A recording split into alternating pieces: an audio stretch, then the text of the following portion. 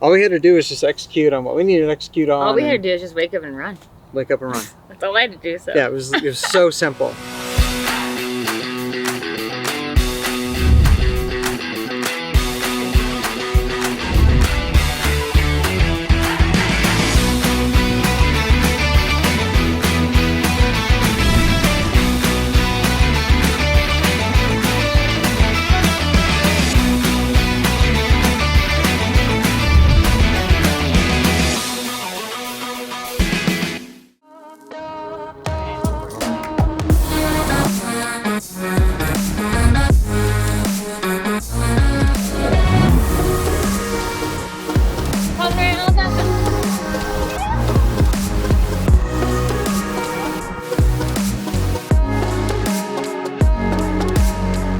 it's really interesting. It's a lot of ups and downs. It's a roller coaster of both physical and mental and emotional experience. So there were times, even on the same day, the same run, where it's really easy and awesome and things are flowing, and then all of a sudden, like 2 miles later, you feel awful, like your body doesn't know how to run, and that's when you have to bring it back to center and remember why you're here doing this, and remember that walking's okay, and it doesn't matter how long it takes, and all that stuff. And so you you give yourself grace, and you let yourself take the time that it needs, and reset. Ashley and Michael got in yesterday and we picked them up in Salt Lake City. They are super cool, very fun, very experienced runners and just human beings. So it's been really great getting to know them so far. They just started on day 1. They're moving at a good clip, but it's not super pushing their pace or anything. So I think it will be a really fun and solid week of running for them. My worries for Ashley are just elevation gain and making sure that she stays at a pace that allows her to sustain through the week. And then just coping with it in general. It's just really an odd and different set of circumstances than she's normally in.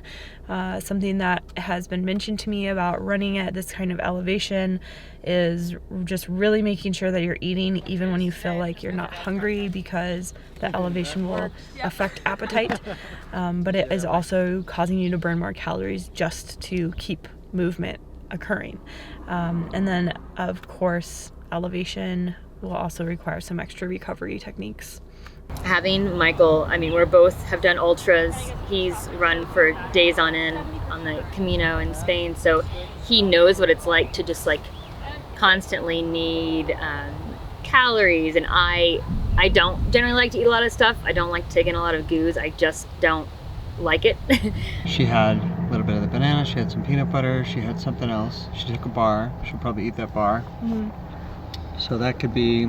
And she has a gel and a bar, so she has about 300 calories with her now. Yeah. And she had about 300 calories before we left her. Yeah. 300 calories, so 100 calories every 30 minutes. Mm-hmm. That's what she's averaging. Yep. And she'll be a little long on that, on this next 10 miles. Yeah. 5. Or 5, and then yeah. 5, and Five, yeah, so she'll be able to put something else.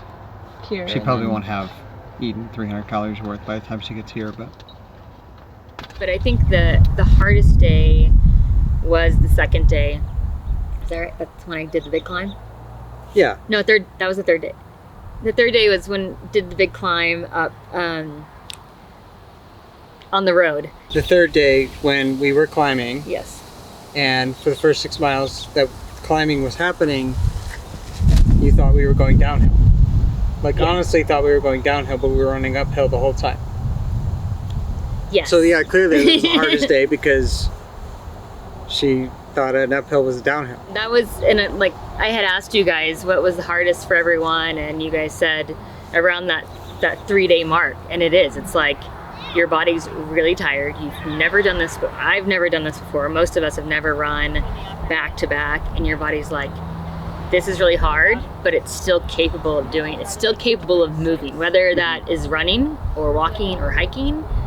it's like somehow your body just gets it done. Maybe play a song that motivates you or something to get you up that hill or through that tough time. And there's times that you remember why you're here, and that is also, like, it's empowering, but then you also get choked up, and it's hard to run when you remember your why.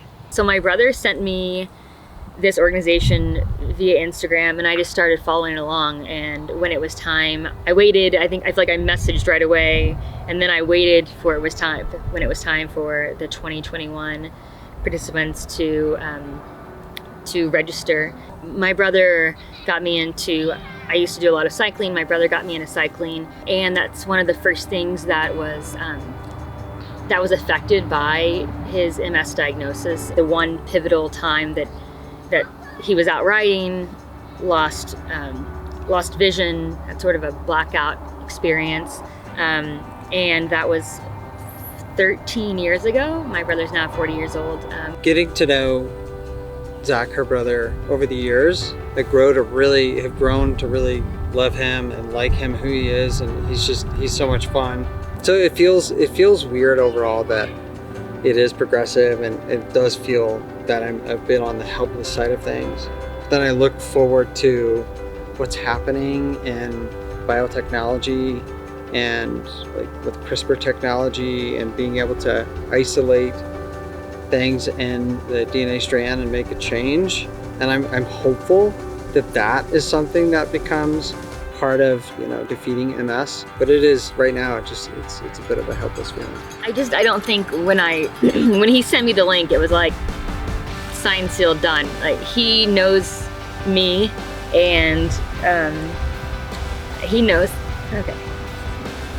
how much I care for him, and how I think we all feel helpless.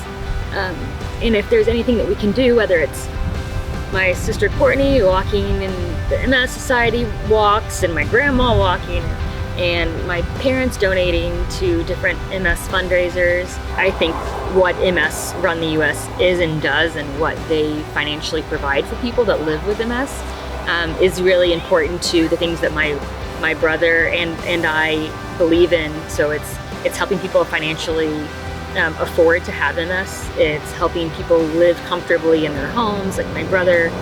So of all the ways to raise money and organizations to believe in and support and to follow, I think my brother picked a good one, and it just happened to align that I'm a runner and that we really believed in what MS Run the US does. And so it was like the perfect collaboration, marriage of all the things that were good. But I'm hopeful. I'm hopeful that in our lifetime we can see something great come out of it. Hi, my name is Ashley Ryan French, and I am running further to serve those living with MS. And if you want to learn more or follow along, you can check out the social media accounts at MS Run the US, and you can also visit the website at msruntheus.org.